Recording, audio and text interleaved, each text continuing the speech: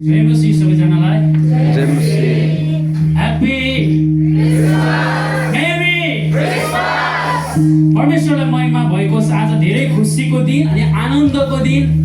प्रभुको वचनले साह्रै मिठो भन्दछ। हेर आज दाउदको सहरमा एकजना मुक्तिदाताको जन्म भएको छ जसको नाम चाहिँ के हो? जो चाहिँ के हुनुहुन्छ? परमेश्वर सधैँभरि हामीसँग हुनुहुन्छ।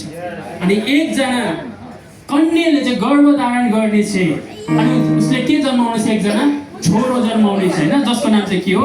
येशू ख्रीष्टको। अनि उहाँको सेलिब्रेसन हामी गर्दैछौँ। जन्म उत्सव भन्दछ हैन। मरेको मान्छेको जन्म मनाइन्छ? मनाइँदैन नि हैन, किनकि हाम्रो प्रभु येशू चाहिँ के हुनुहुन्छ? जिउँदो हुनुहुन्छ। त्यसैले हरेक समय हामी के भन्छौँ?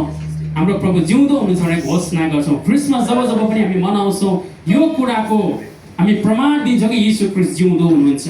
आमेन। परमेश्वरलाई महिमा भएको होस्। तपाईहरु सबैजनालाई प्रभुले आशिष गर्नुहोस्। आउनुहोस् आजको संगतिको लागि हामी सुरुको प्रार्थना गर्नेछौँ।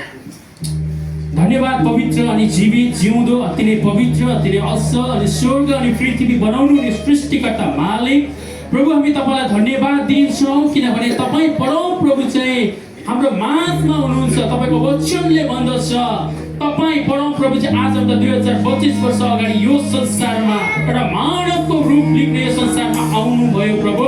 आज हामी सबै मानिसहरूको सबै हाम्रो पाप र अधर्मलाई अनि क्षमा गर्नको निम्ति हाम्रो सबै कुरालाई बोक्नको निम्ति प्रभु संसारमा आउनुभयो।